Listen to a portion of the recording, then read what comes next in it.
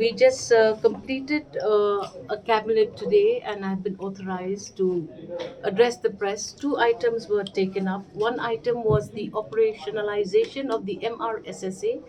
A scheme had to be instituted by the government, wherein we will make the entire MRSSA procedure functional. So this scheme entails the provision under finance for DCs to avail budgetary allocations so that work and monitoring of the MRSSA begins at the earliest. So that was done, and it was decided that we will have a revolving fund of a minimum of 2 lakhs per district. In districts where there would be a requirement for a bigger budget because of bigger numbers of authorities like the darbars and others who are anyways entailed to help with the monitoring of visitors. So that is the first item that was taken up. The second item was the USTM. Cabinet was pleased to decide that we will not be able to allow the USTM to functional without a proper act in place, because we are mandated as a state government to monitor allocations of seats, fees of courses, and we have therefore decided that cabinet will again sit after the health department brings forward its plan for the act, and on Wednesday we are scheduled to meet again with the Honorable Chief Minister and the cabinet, where we will again brief you for more information on this matter. There are Supreme Court judgments in position that already give adequate mandate to the state to come up with acts so that there is no confusion in even allotment of seats, fees of students, etc., etc., etc. So we will come up with an act, and we'll have to fast track that act. Hence, cabinet will meet again, and if necessary, we have to bring an ordinance so that we are mandated as per law to operationalize the USTM as well. But how is it functioning without act till now?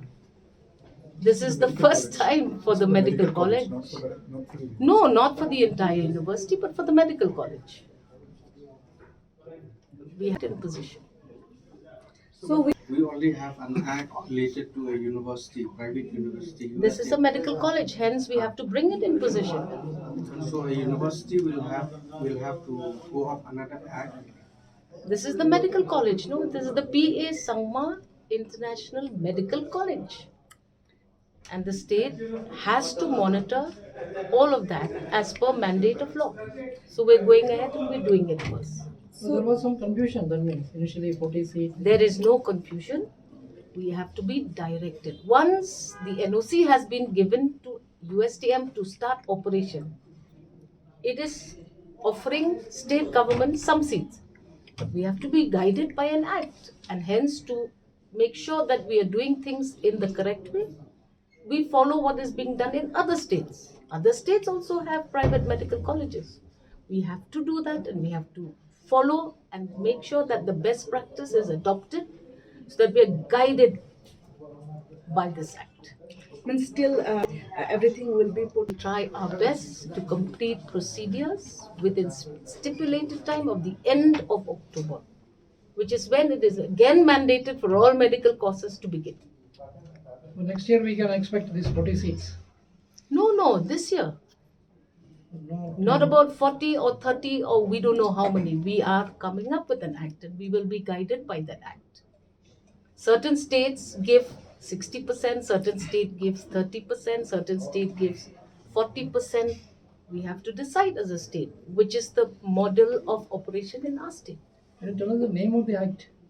No. We are coming up with the medical college, private university, and government for our own state. We are also looking at government colleges in the pipeline in the future. There has to be some guiding rule. So we have to have certain, this is mandatory, as we see is being done in other states. Ma'am, Per district, it gives power to the district task force to avail a scheme from the government of Meghalaya from 2 lakhs onward, depending on the demand and requirement of a particular district.